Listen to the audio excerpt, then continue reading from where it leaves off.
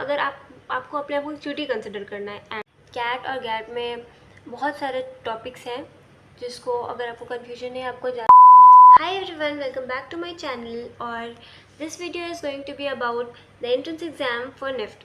तो entrance exam जो है निफ्ट का, वो हमारा पहला पार्ट जो होता है वो फरवरी में होता है और सेकेंड पार्ट जो होता है वो मार्च लास्ट में होता है। I am talking about general. तो उसका फॉर्म आता है दिसंबर में, आपको फॉर्म भर देना है। अगर आपसे खुद से नहीं हो रहा है तो आप किसी पास के साइबर कैफ़े में जा सकते हैं और उनसे उनको कह सकते हैं। तो I didn't want much trouble in my life, so I went to the cyber cafe and did, because मुझे को उतना नहीं आता था उस टाइम में।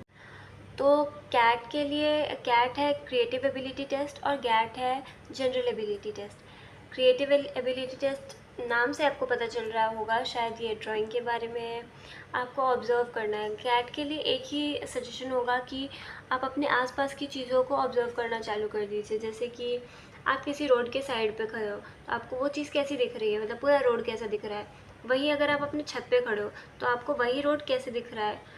आप चींटी हो तो अगर आपको अपने आप को चींटी कंसिडर करना है एंड, और तब आपको वो रोड कैसा दिख रहा है। मतलब ऐसी इमेजिनेटिव चीज़ें आती है कैट में। इसको हम लोग बोलते हैं पर्सपेक्टिव ड्राइंग।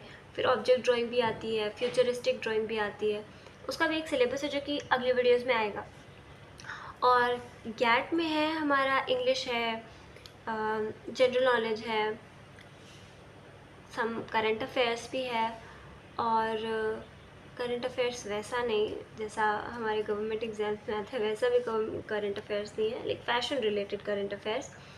और फिर उसके बाद कैट और गैट में पास करने के बाद कुछ महीने में, कुछ टाइम में रिज़ल्ट आ जाएगा। अगर रिज़ल्ट में अगर आपको पास अगर लिखा है तो फिर आप सिचुएशन टेस्ट दोगे।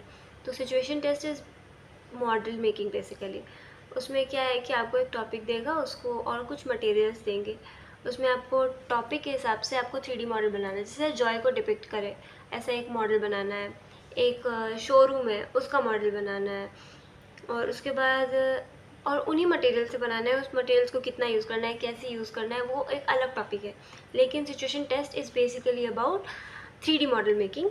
और उसके बाद उसको आपको एक शीट है, उस पर आपको पूरा लिखना है कि आपने मॉडल में क्या मटेरियल्स यूज़ किया, क्यों यूज़ किया, क्या मतलब है, उस डिज़ाइन का क्या मतलब है, उस वो कलर लेने का क्या मतलब है, एवरीथिंग। ये हो जाने के बाद अगर सिचुएशन टेस्ट में पास करते हो तो उसके बाद कोई एग्ज़ाम नहीं है, उसके बाद आप पास हो जाते हो। कैट और गैट में बहुत सारे टॉपिक्स हैं जिसको अगर आपको कन्फ्यूजन है, आपको जानना है, तो आप नेक्स्ट वीडियोज़ में आके देख सकते हो।